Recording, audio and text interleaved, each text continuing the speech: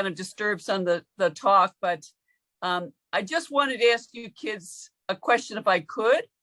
Can you just wave your hand? How many have already graduated from 2022 scholarship program?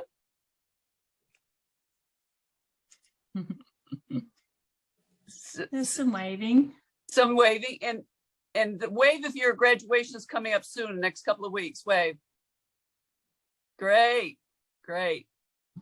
We just had ours at our club last week, so it was really fun after a whole year.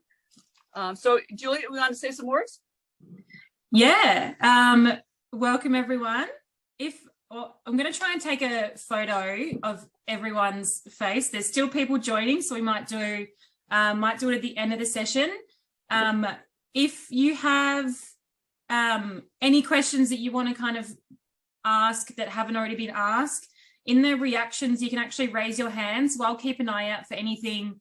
Feel free to use the other reactions, like the little hand on the, yeah. You can laugh, react, you can thumbs up, react, use that as much as you like. We're hopefully going to get through everyone's questions. There was a lot of you that did put questions in. And yeah, hopefully you all get to enjoy hearing from Grace. I know I will. We all will. Okay, so we're going to kick it off that Grace will talk to everybody. And she has all the questions from a lot of you girls, and she will do her best to combine them all and to give a potted history of when she started golf and how she progressed through golf, and so what are some of the key things that she learned over that period of time to become, well, she just came in 4th in the Australian Open last week. I hope you guys were watching. So over to you, Grace. Hey guys, how are you? Oh, well, I know everyone's on mute, but I hope everyone's doing well. So did you want me to go straight into the questions, Bonnie? Yeah, well, that, just give, in your own words, just tell us in the beginning, what's life been like, sort of when did you start, and, how did you progress, and, what has life been like, and then maybe answer some of the specific questions. Yep, no worries. So I started my golfing career at around 10 years old. I was influenced by my dad, and he took me to the golf course after primary school. And yeah, I think everyone knows that I didn't like it at the start. But yeah, no, it took me a while. It took me about 2 years to really understand the game and really find the love for the game. So I just kept practicing, just kept having faith in my game and in what my dad saw in me. So I kept going, and now I don't look back. Now, just to stop you there, it's really interesting because these girls will talk about this forever afterwards, like with Hannah. Did your dad see something in you, or did he just want you to play golf? I think it was a bit of both, but more so that he saw something in me. I just followed him to practice. So I was bored. So I just grabbed a club and started swinging, and he was like, okay, this girl can swing. So he definitely saw something in me and told me to have a go. I honestly just wanted to, spend time with my friends at school, after school as well. But got dragged around, and here I am now. No regrets, right? No regrets now. Yeah, and everybody wants to know how old you are. I'm currently 21, and I will be 22 in less than a week. That's great. So you're a December baby. Yes, I'm a December baby. Go December babies. Yeah. And other people wanted to know about, did you stay with the same club? Did you join the club and stay with that club the whole time? So I started my golf at Strathfield Golf Club. So I'm from Sydney, and I started my golf at Strathfield, then joined different golf courses like Bankstown, Oatlands, just to get a variety of different courses and experience, Saturday comps at different courses. And then eventually at around 2014 or 15, I joined Avondale, and I'm there till now. Oh, that's great. They've got a wonderful junior girls program at Avondale and boys program as well. It's fantastic. Yeah, so that's sort of how I got attracted to Avondale. I heard about the junior program and I wanted to get better, and better quicker as well. And I obviously knew that, you know, people like Harrison Endicott was already there. A couple of the old boys and girls that were already in the Golf New South Wales interstate teams were in there. So I think it was a good sort of lineup to see. And I wanted to be like them as quickly as I could. So I just made sure that was my main target, just to have good junior programs at the golf course, which is a lot better now. Back then it wasn't as great. So Avondale was without a doubt. Right, that's fantastic. Well, I'm just going to read out some girls' names in their clubs that sent in some questions that is in a cluster, and that Grace is going to go through those questions, and she's going to do her best to kind of combine some of them. Some of them are very, very similar. Okay, so it's Tan from Waratah, Charlie from Coringal, Alia from Bunayong, Simran from Kingston Beach, Chloe from Kalara, Chloe from Tennant, Chloe Tennant from Meadowbrook, Phoebe from Charter Towers, Adele from Woodlands. Jiao, I have to say, I stop here. If I'm not wrong, I apologize, but didn't you just win? I think she can wave her hand, but she just won 2 golf clubs in the simulator, which we had a bunch of girls come down at the Australian Open, and we had a simulator competition on the Saturday. Oh, really? I'm sure, isn't that right, Juliet? Wasn't it Jiao? That's right. She won the longest drive of the day and also closest to the pin on the day. So she won 2 brand new Callaway golf clubs. Amazing. All for coming down and being part of the junior scholarship. Very nice. Stephanie Royal Fremantle, Amara from Meadowbrook, and Natalie from Charter Towers. So Grace is now she's combined kind of some of these questions into her overall response. Okay, over to you, Grace. Right. Okay. So starting off with Tan's question, how did you get into playing golf? Basically, like my dad took me to golf, and then Charlie asked the same question as well. Just started swinging a golf club. Dad saw something in me and I kept going. And I'm sorry if I pronounced your names wrong, but Aaliyah asked the same question as well. Yep. And then Simran asked, what inspired you to begin playing golf? It wasn't much, obviously, like I didn't really see myself as a golfer as well. So I just kept going, had hope in myself, and just trusted that my dad was heading me in the right direction. Why did you start playing golf? I don't know. I think that's just my honest answer. But now looking back, I definitely don't regret, and I am so glad that my dad pushed me this far, and I'm loving professional golf. So if you guys are turning professional, I highly recommend. Chloe Tennant from Meadowbrook Golf Club, she asked me, how often do you practice when you're a kid? Phoebe asked me, how often did you train as a 12-year-old? So I started really understanding the game when I was 12. So I think at that age, I didn't really, I would say I just trained after school. So I just kept going. After school, just Monday to Fridays as much as I could. So I tried doing that. And then someone asked me, so Adele said, I believe you didn't like golf at the start. What made you change? What changed to make you start liking it? Once I started playing all these Jack Newton events, winning the age group is something different as well. And you just have to keep going for you to understand what the game is, obviously. But just played all the Jack Newton events as much as I could.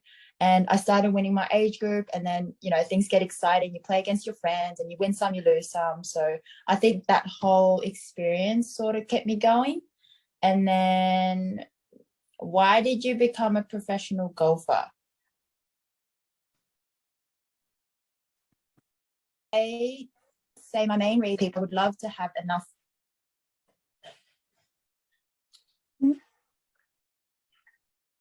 Just temporarily lost Grace. She's frozen. Potential and do it. Oh no. It's all right. You're back now. We lost you temporarily. Am I back? Yeah, you're good now. Okay, sorry. Okay, I don't know where I got cut off from. Maybe just back from the start. So why you chose to, keep going, and why you chose to take the pro route.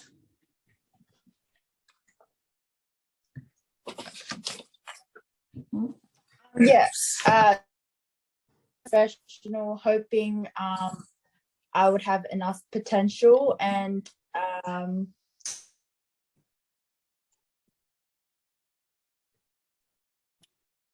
and hopefully I'll make your career easy. I'm not sure what we should do, whether we should have you go out and come back in again, Grace, but you're freezing. Is everybody else experiencing the same thing? Yeah. Yeah. Okay, you're actually freezing, and then we can't hear you. And so right now you're kind of in a freeze mode. So Grace, do you think you can go out of Zoom and come back in again? Great. Yeah. Keep That an might eye help. out. Yeah, that might help. Sometimes, All right. yeah. Here you go. Second time lucky. She's Coming somewhere. back in. She's somewhere that in better? there. Yep, you're back. Yes. Okay. Great. Sorry, everyone.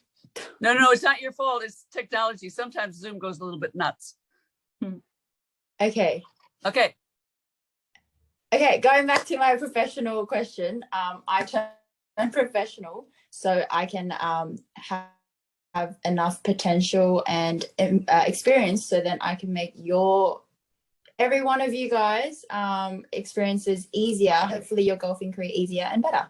Yeah, exactly. Because you would have learned a lot going up through the totem pole of getting to finally become a pro. And then suddenly all these things that you learn, because these kids, the first question they had of Hannah was, or one of the questions was, how old were you when you turned pro? And when she said 16, about 50 or 60 girls fell off their chairs because She turned when she was 16. she Well, started I at turned 16. when I was, when was this last year? So 20. Yeah.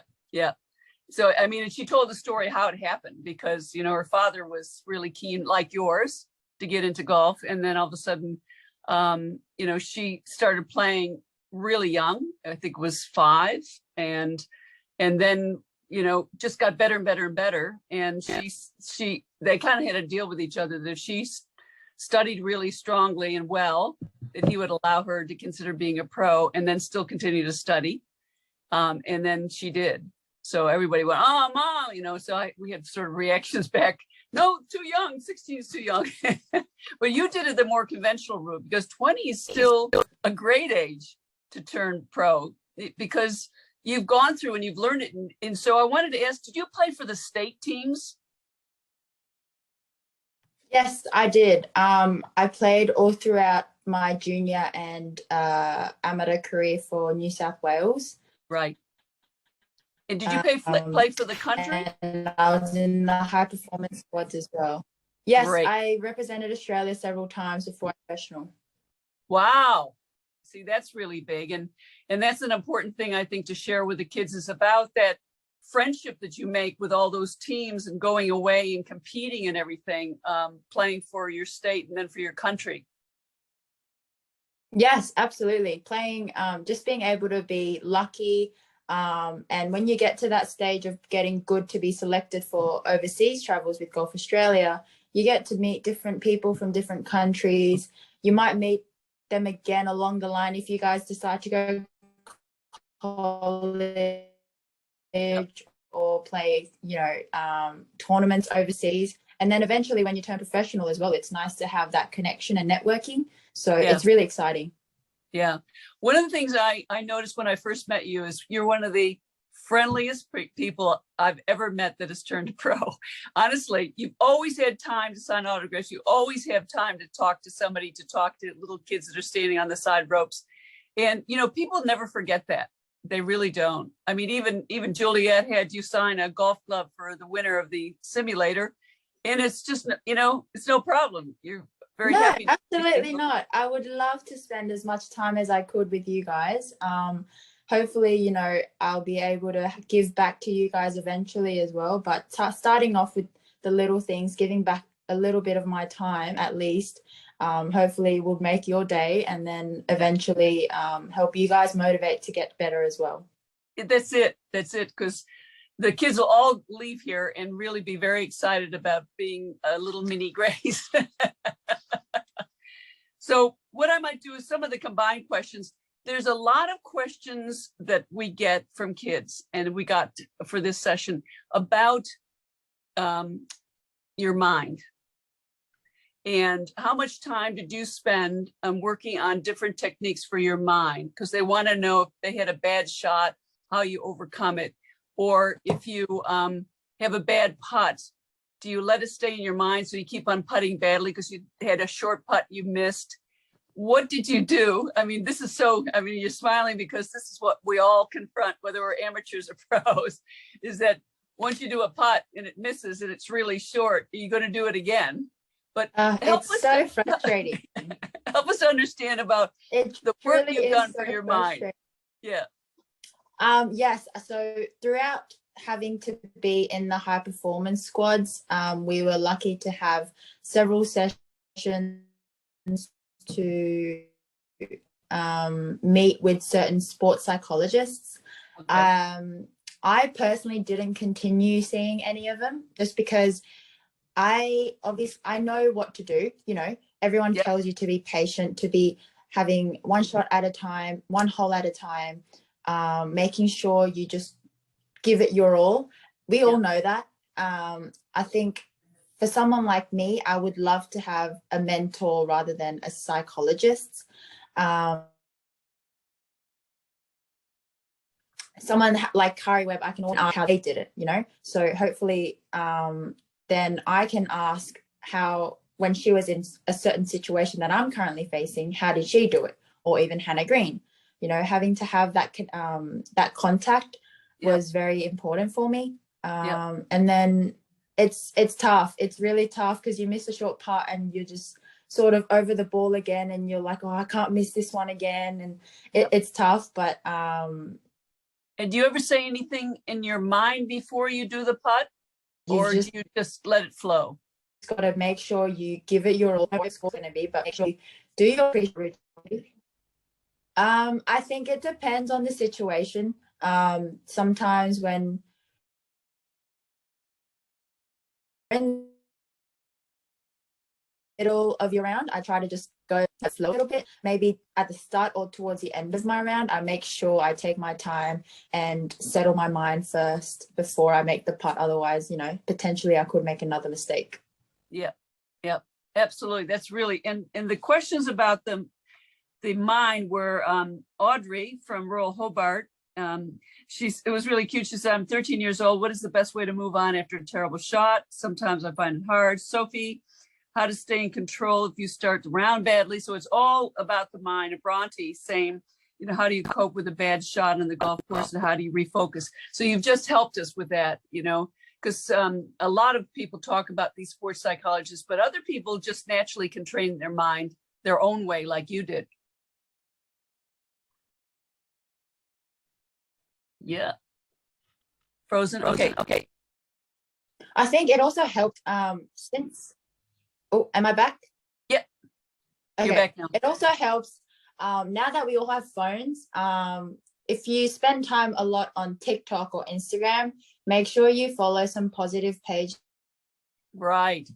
So when you're going through Instagram, you've got a little reminder to tell you, some good notes.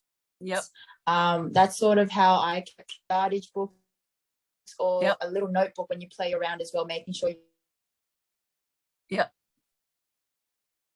Oh, just a slight freeze Reminding again. yourself. There we go. Okay.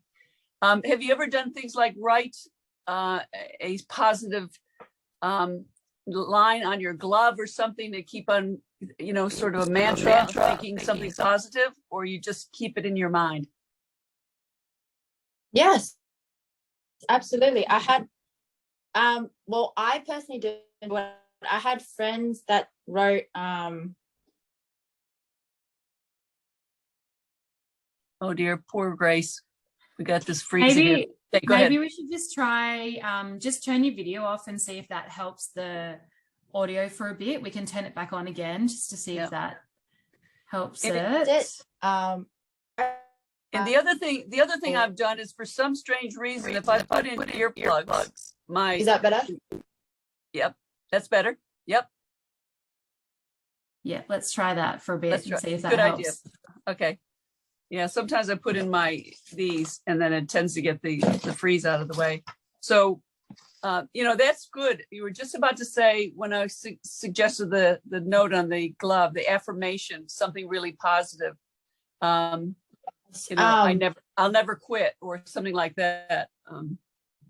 Yeah, so I personally didn't write it, but on one of my friends definitely wrote SFT, and it was see it, feel it, trust it.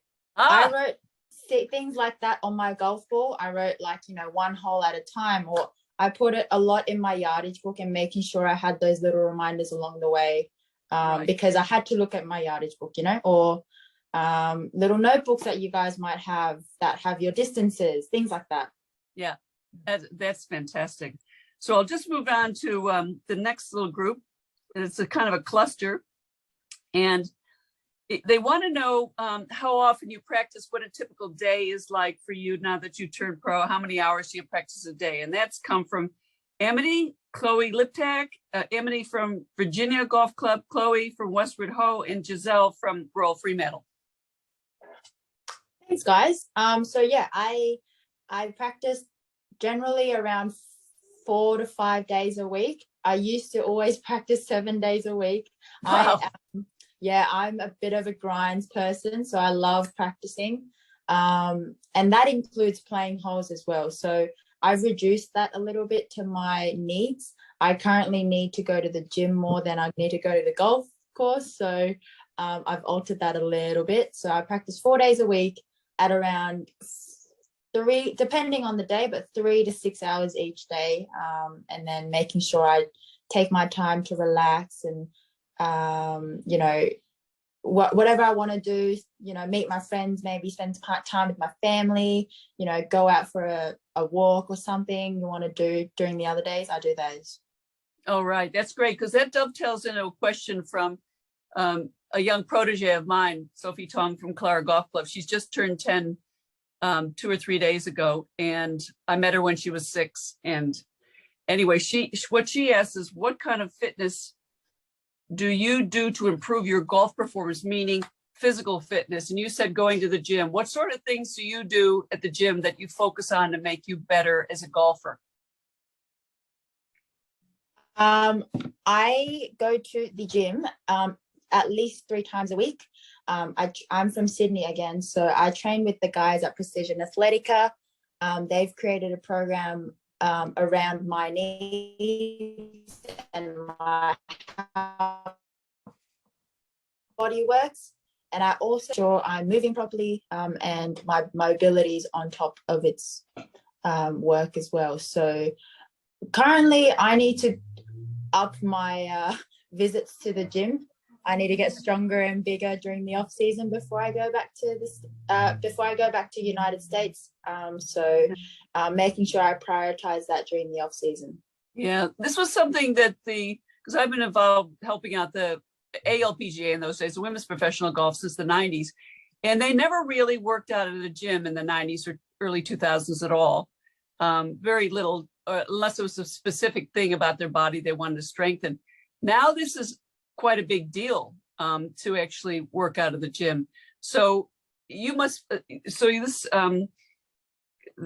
is it called precision?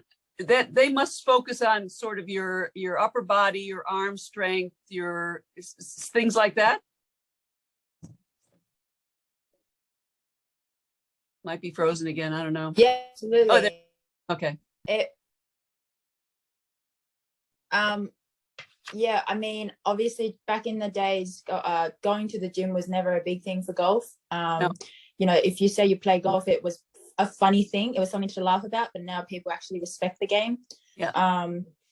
I guess with, you know, it all started, I think, with Bryson DeChambeau. He was a big icon for it. Making sure you hit big, long, fiery shots.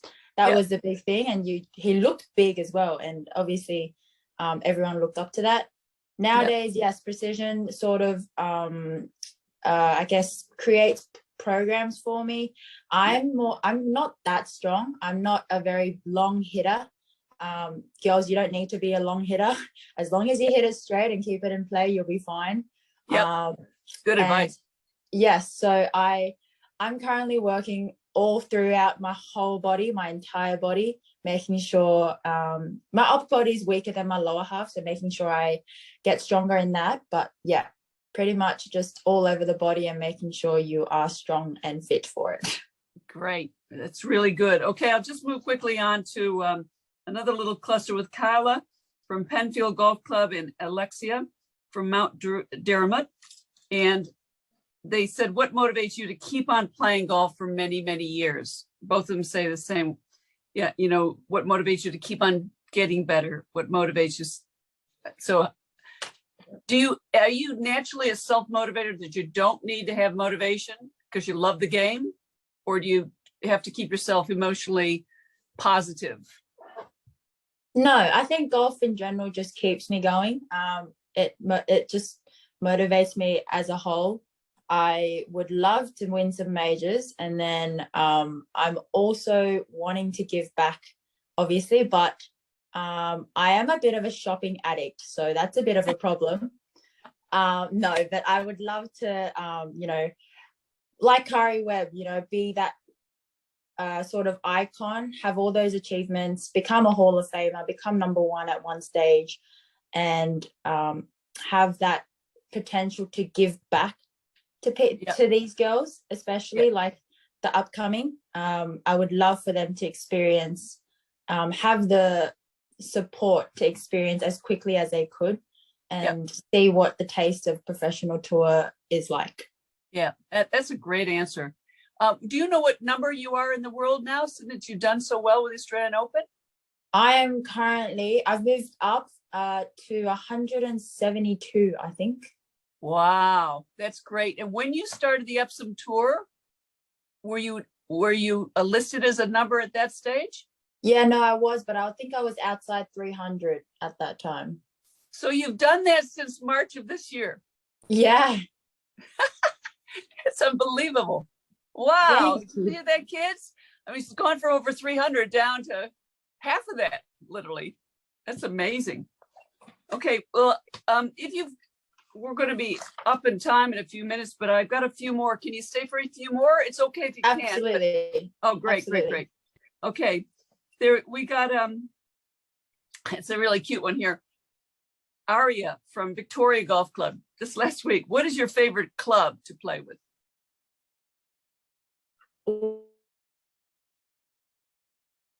Got a bit of a freeze. We'll just wait. A driver. I can toss between a driver and a putter, but I'd say a driver. A driver. I know that's a great one. Tiffany, you had a question? Is she still there? Yeah. Unmute? Okay. She's there now. Okay. Are you talking about me, Tiffany? Yeah, you had a question. No, I know the questions. I don't have a question. I'm listening to all these great questions. Grace and I had a great chat on the weekend, actually, with one of the corporate marquees. She was very gracious in giving up her time in the middle of her tournament, which was amazing. But I mean, I think I'm loving everything that you're saying, Grace. I mean, I think the question that you just answered earlier on, you know, what your plans are and what you'd like to achieve, but I'd like to understand your plans moving to the States. You've got your rookie LPGA card next year, and how do you plan, you know, to be able to do that, to live over there? Where will you live? Do you already know some friends over there? How will that all work? I think this part where I might have to move over will take me a couple of years. Obviously, playing on tour, you're not actually at home majority of the times. And two, I love Australia too much, so it'll be hard for me to adjust to America. But I might look into a place in Dallas, but currently I'm just going to travel,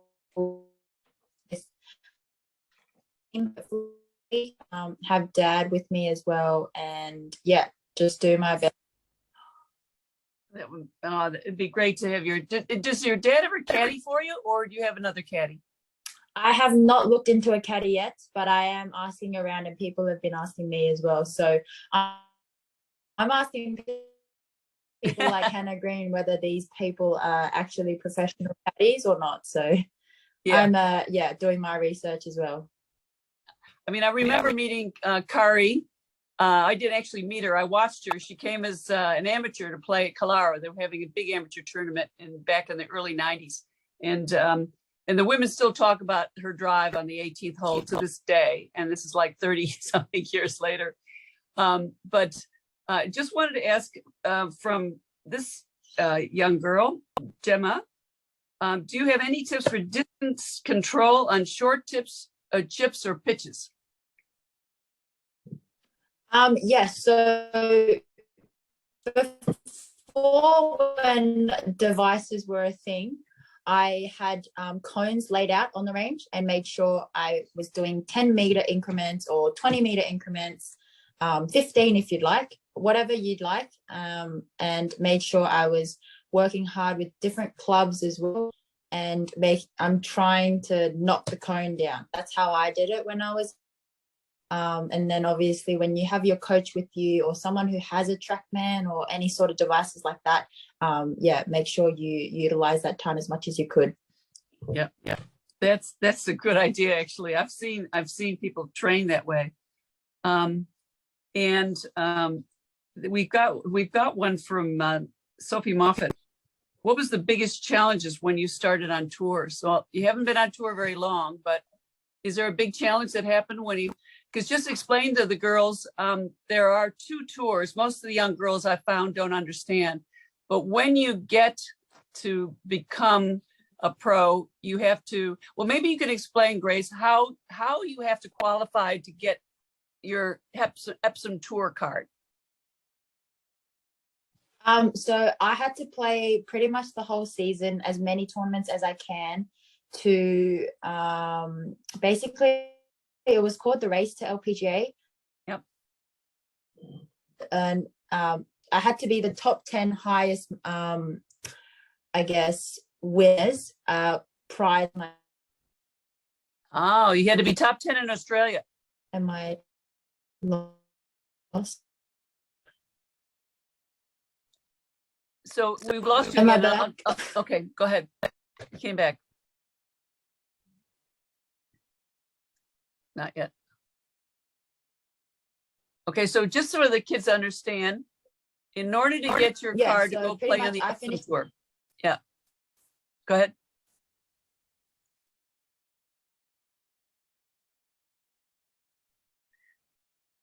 I think she's just dropped off temporarily. Okay. Hi, Emily. Emily Lance, everybody. But if anyone else is reading, okay, so I think I'm back. Yeah, okay, good. Can't see, but we can. Oh yeah, down there. Okay, you're back. Right. Okay, you back, Grace? Yes, I'm back. Okay, so nobody understands. The kids asked me this question. I don't understand how you go from just being a club golfer to now. Did your handicap have to be at 0 or +1 or something for you to start your journey to try to get your card in the United States to play? You didn't need a handicap, but you needed to have basically what you call status on the tour. Yep. And obviously the better I missed my third stage of Q school last year. So I did do the qualifying school for straight to LPGA, but I just fell short, which means I had status to play on the Epsom Tour, which I did this year. Basically, you can think of it as a membership at a club. Okay. So I played as many tournaments as I could and finished 5th on the prize money list, which was called, that's basically how the card was given out. Yep. And yeah, basically I had my dad since my win in May and then till the end. The hardest challenge I'd say would be that I was I didn't want to wear out or burn out too quickly. You don't need to try, like, obviously you want to do well the whole season. So mentally it was very draining, but it was also physically draining, and making sure I was eating enough and having the energy to end the season. Oh, great. Very good advice for the girls, so what it is in essence, just a recap, is that you keep on playing tournaments. You were a trainee pro first before you became the pro? No. No, Trainees okay. are different. Club trainees are just, I guess, basically training to be club professionals to be able to teach. But no, that's completely different. Great. Because that was one of the questions too. People get confused between, you see a lot of trainee pros and pro shops, and they think they're going to go off on tour, which a couple of them did from Kalara after they became trainee pros. But then really, if you want to become a pro, you actually just focus on playing tournaments, playing well. Yes. Yes. Okay. When I was a junior, I tried to play as many tournaments as I can. That's sort of how I got my name around and won a couple of awards and trophies and all that, things like that. Yeah. That gives you a better opportunity to, be selected into state teams, be selected into school golf, be selected into Golf Australia overseas trips, things like that. So making sure you played as many as you could. That's great. Okay, so I've already asked a question from Aria, then Pan and Isabel and Gemma. There's some similar ones. We've already asked the distance control, Pippa and Sophie Moffat from Charter Towers, and Pippa from Cowra, which is Karen Lund's golf course when she was starting out. Yeah, same one. It's amazing. We've had Cowra every year. It's fantastic. And Melody from Riversdale. So what Melanie asked has just been answered. Okay, so what we have here is, what was your biggest learning? This is from Aliana. Apologies for the pronunciation, but what was your biggest learning over the weekend at the Australian Open? Because it was such a big tournament. I think just I've played with a lot of big names, and obviously I got to play with Minji twice. You look great. Yeah, sorry. I sort of had to move rooms so I had better service. Oh, great. But basically, playing with Minji Lee, playing with Ashley Buhai, they're all major winners. So I got really nervous during the weekend, but I think I was able to tell myself at the end of the week that now I'm at a level where I can sort of, instead of putting them up on pedestals, I'm now competitors with them. I think that's a very, very big achievement for myself, at least. And I learned that obviously they've gone through the years before, so they've all had that experience over me. So you can see how patient they are. I think at times, I tried my best to, but at times I got quite greedy, or I got very impatient. Things like that. You can just see between an experienced player and someone like me, a rookie. So making sure, I think for me, patience is so important. You start your round with a bogey, it doesn't matter. You've still got 17 holes to go. Make sure you don't, kick yourself in the butt for that, because it's not worth it. If you end on a bogey, still same thing. You can make up for it the next day. So just don't be too hard on yourself. And making sure you just play it seriously. As cliche as it sounds, play it one shot at a time. Yeah, because a lot of people can't get rid of the bad 18th hole. They take it home with them. They kick the cat, all kinds of things because they've Yes. had a bad 18th. And somehow everybody would like to know from you, if you have a bad 18th, just wash it through your head, just take the paper bag, scrunch it up and throw it in the rubbish bin. Gone. Yep. I always say your failures are not failures. They're all growing pains. And your losses are lessons. Make sure you sort of, you can be upset. Make sure you let all your emotions out. And then the next day, have a good think about what you can do better, what the other players did well compared to you, and just be able to have that time to reflect upon it. Yeah. Now, all these girls listening, they've been sending to each other what their handicaps are so proudly. Yeah, I'm actually trying to read and answer at the same time. And it's great, Grace, because you're so clear now that we can hear everything you say now. And you're clear. So it's really great. Yes. But one of the things that we found with the Junior Girls Scholarship Program is the kids start getting competitive about their handicaps. But you've got to give us some advice to the girls, not be so obsessive about their handicaps, like being patient, like you said, because more important things than just the handicap. Right. You have good days, you have bad days. I still think it's 20 rounds. It's the average of your 20 rounds. I believe that's how your handicap's made up. Yep. You have good rounds that are flagged, and then you have bad rounds that, are still lingering around there. Do not be so obsessive about it. Handicap in the end, honestly, is just a number. You can do better, and you're better than that number.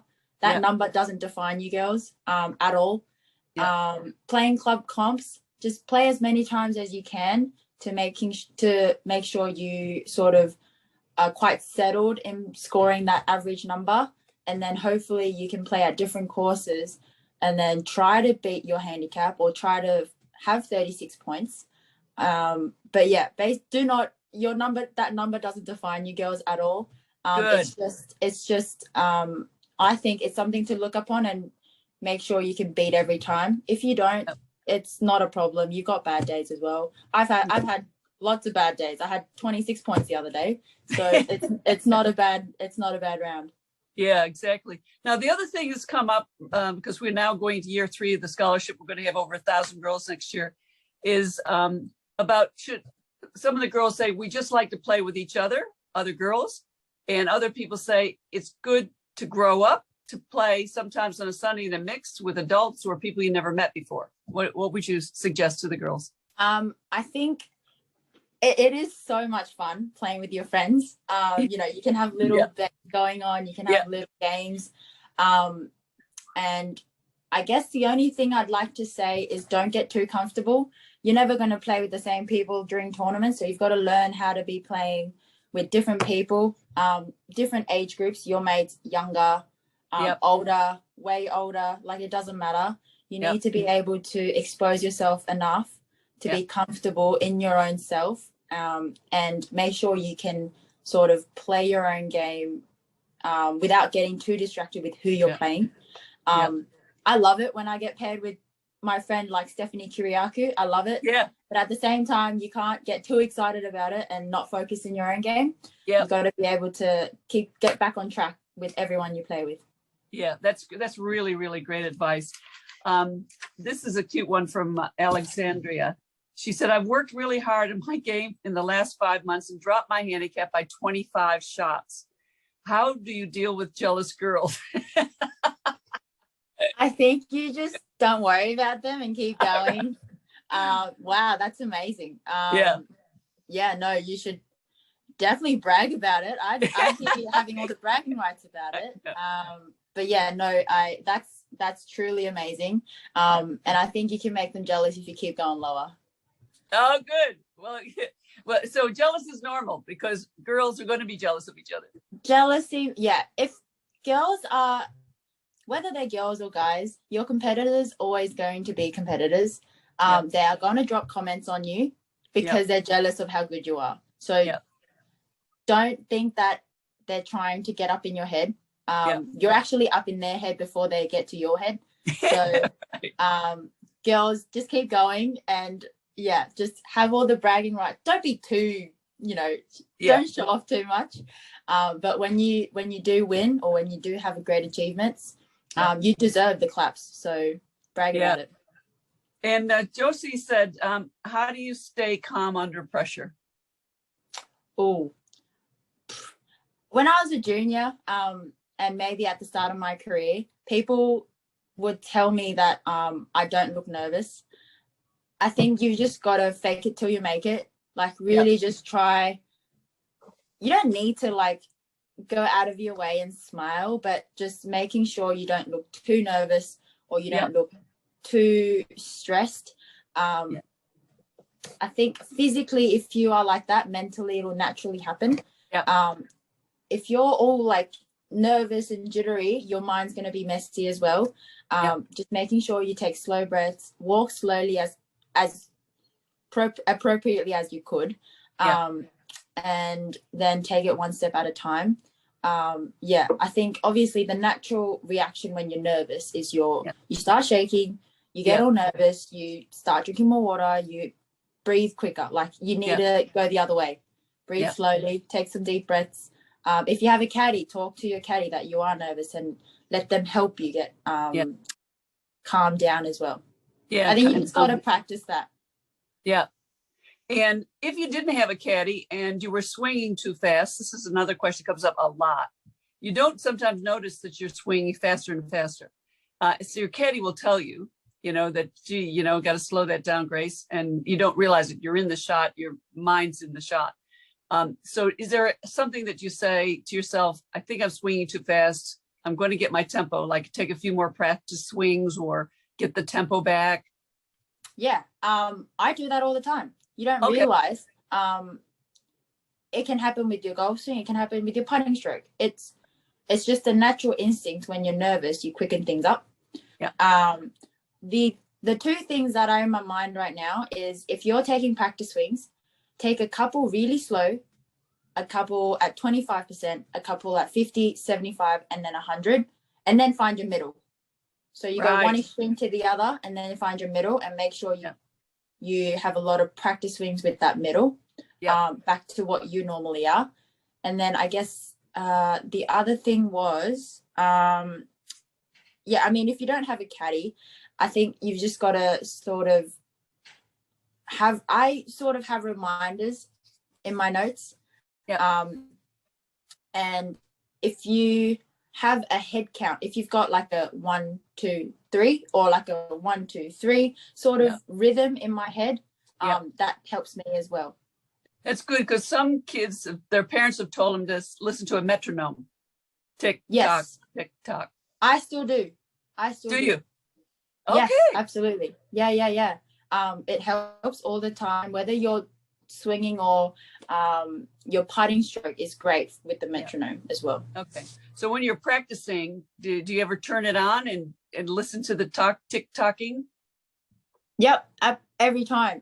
Not every time, but if I feel like I'm sort of out of whack, that's sort of what I go back to. The basics is my rhythm and my tempo in sync. And if there are people around and you don't want people to hear that you're in a metronome, just put headphones or earphones in, or get someone to get that rhythm and speak it out to you, or you tell yourself that as well. Tick tock. I remember Alex, when I first learned how to play golf, Alex Mercer told that to me. He was a very famous coach here of Steve Elkington and all these very famous golfers. And he did all the teams. He did New South Wales team, but now he's 86. But that's what he said to me. If you really get into that, he said, just say tick tock, tick tock. You don't have, it's literally, or you can make it up. You can say, I don't know, something you like, I don't know, tomato sauce, like just make something up that you'll be able to remember. That's definitely something that you can do on the golf course, which is quick enough as well. You're stuck. I mean, this has been a breeze now because we can talk to you normally, and so we're getting so much sorry, good I should have done this earlier. We're getting so much good stuff out of you. There's one question, Bonnie. It's been asked a few times. Ivy would love to know, what is your favorite golf course to play, Grace? Oh, my favorite golf course. I mean, I was lucky enough to play Augusta National last year where the boys play the Masters. That was very special. If I had to choose one in Australia,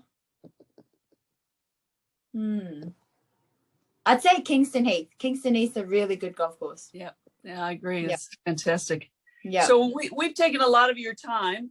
Just on that, I just want to say, Bonnie, and one thing, Kingston Heath is where Grace just set the course record on, Yes, I know. on Thursday. I think it was 8 under, wasn't it, Grace? Is that correct? Seven. Sorry. Well, there you go. 7 under. So pretty impressive. Yeah, it was amazing to see you on the top of the leaderboard. Thank you, Tiff, for bringing that up because it was incredible day one to see you at the top of the leaderboard. Yes, that was exciting. It was incredible. Everybody was talking about it. I mean, we were all there and they were just going, oh my God, some of the big players, and then here's Grace Kim at the top of the leaderboard. So yeah, it's really exciting. Okay, with everybody, is there any last questions, Juliet? You got anything that's I think Zoe, do you want to take yourself off mute and ask a question? I just want to say hi. I'm in year 5 and I'm thinking of trying it out for the high school that Grace went to for a scholarship. I heard you went to Meriden, and I just want to how did Meriden help support you and your golfing journey? Oh, lovely. Yes, Meriden was very helpful for me.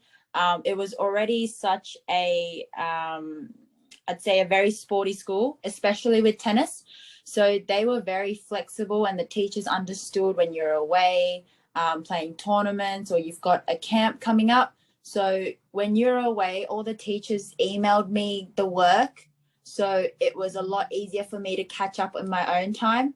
And it was just very nice to have a sporty environment that really understood where I was sitting and in my developing stage as well. So I highly recommend Meriden. I'm sure other schools are great as well, but I know Belinda G as well has just graduated out of Meriden as well. So it's nice to know that, golfers above you have done it as well. Yeah, that's great. Sorry, Okay. I also just want to say one thing. Grace, I just want to say, I've got a friend who is friends with Belinda G. So. Oh, nice. Yeah. Yes. There you go. Her she actually went to school with you. She's my tutor. Melanie, Miguel, I'm pretty sure. Okay. Ooh. Yeah, but she's friends with Belinda. Oh, so. very nice. Very nice. Okay. Yeah. Thanks, Zoe. Yeah, thanks, Zoe. Okay, if there's no other questions, we've got a little bit of extra time from Grace, which has been wonderful, and it's been really clear to hear you. And I can't thank you enough for your time tonight, and also for Juliet and for Tiffany and all the team that works at Golf Australia and the Golf Australian Foundation. We've had this wonderful progression. I'll just recap it now for everyone to hear. Year 1, we did a pilot program in 2021 and we had 37 clubs and 226 girls. Year 2, we had 117 clubs and 683 girls, which is the year you're in now, girls. And then year 3, there's going to be 160 clubs and over 1,000 girls. So wow. we're hoping to get to 10,000 within 10 years. And that's going to make a major difference, not only on the professional tour, but also across the country, young girls joining golf courses and golf clubs. And as we all know, it's 81% men now, 19% ladies, and the ladies membership is going down in clubs. So we want to have that go like that and come back up again. And these kids sitting online have either graduated or about to graduate. And then the next cohort will be coming in the first week of February. And we start again with another exciting year. So Grace, you've been such a part of golf in Australia and such an inspiration to all the girls. They talk about you, even before we even did the Zoom meeting with you, talked about Grace. We want to be like Grace. She's our hero. And you remember what it was like when you were that age. You had heroes too, right? Yes, absolutely. I mean, I was just messaging the girls. Everyone's so young, and when you guys get to my age, you're going to be way better than me. So don't worry. That's great. Who was your hero when you were growing up Oh, In my golf. hero. in golf? I'd say Lydia Ko and Minji were quite the people that attracted my eyes, because they obviously Kari came along later, but because they were so young and have achieved so much, Yeah. I think that's sort of what I wanted to do. Yeah. It still is, and hopefully, I'll be able to do that soon. But they were, Lydia Ko's, she turned professional when she was 17 and won like the year after or something. Yeah. Like, Yeah. she's just, and now they're just unbeatable. Lydia goes back to number one. It's just unbelievable. So something like that is very, very motivating. Yeah, it is great. Okay, everybody. Well, thank you, Tiff, and thank you, Juliet, for setting this up. Just quickly, Okay. has Grace ever gotten a hole in one? No, I haven't. I have not. So if anyone has, you guys have beaten me. That's I'm great. at 1 big 0, 1 big big. It'll come. So Yeah, Yeah. it'll come. it'll There- come eventually. I know. You'll go crazy. When you see it on TV and the pros, they still go nuts. Yes. Well, the pros obviously they get big money or they get a car for it. I was close during the weekend, but yeah, no cigar. Okay, everybody. Thank you very much. Everybody wave and thank Grace for her time. Thanks, Gracie. Yep. Thanks, guys. Thanks, Grace. We wish you the very, very best on your journey. Thank you, everyone. Thanks for coming along. If you guys have any questions, send it Thank you, to Bonnie. Grace. I'll be able to answer as well. Great. You guys job, want Bonnie. to go off mute and say goodbye to Grace? Thank you. Thanks, Grace. Thanks. Thank you. Bye. Thank Bye. you. Thanks, girls. I found this chat very motivating. Bye. Thank you. Bye. Okay. Bye-bye. Bye, Grace. Are you still there? Yes, I'm still here. Okay. I think most of them have hung up, but some of them still there. Yeah, there's still a couple. Yeah, we just can't thank you enough, Grace. Bye. No worries. Oh, Have a good day. Thank Bye-bye. you. Hey, Bye. Sophie. Hi, Sophie. Hi, honey. This is my little star here, Sophie. Bye, Clara. Charlie. Thank you for your background. Hey, Charlie. How you doing? I'm going Good good. to see you. Charlie Aw. was at the, there you go. Look at behind you. Yeah, that's my background. That's the Athena. Remember the Athena? Yes. Oh, Well, Charlie was there isn't it? getting No, for no, someone else. that's on Saturday. Yes, right. And Claudia has been picked up by IMG in Florida, and she started her scholarship with IMG in Florida. No way. Yes, in late July. Wow. So she left my little group of 5, and she's been sending me notes and everything. And she was Very going to nice. stay up in the middle of the night, so I gave her the time and the Zoom link. But obviously, her mother said she was going to try to stay up in the middle of the night to actually get on the Zoom, but she probably couldn't. Oh, but that's yeah. all right. Yeah, but that was a highlight of her golfing Very career. good. Very good. Yeah, so it's great. Honestly, well, good luck, dear. Good luck. Thank you. Thanks again. Sorry Bye, that Yeah. I kept cutting out, but Yeah, yeah. that's all right. No, you Okay. you stayed far longer than we thought we were going to have you for. No, so that's I can, totally so fine. much. Thank you so Yeah. much for that. No, Yeah, I've already thank you I've for already organising. texted Stacey and told her how much of a good egg you are. No. So yeah, No, all good. My pleasure. yeah. Okay. All All right. right. See you. All Bye, right. everybody. Thanks, Grace. Bye, guys. Bye, everybody. Bye. Bye.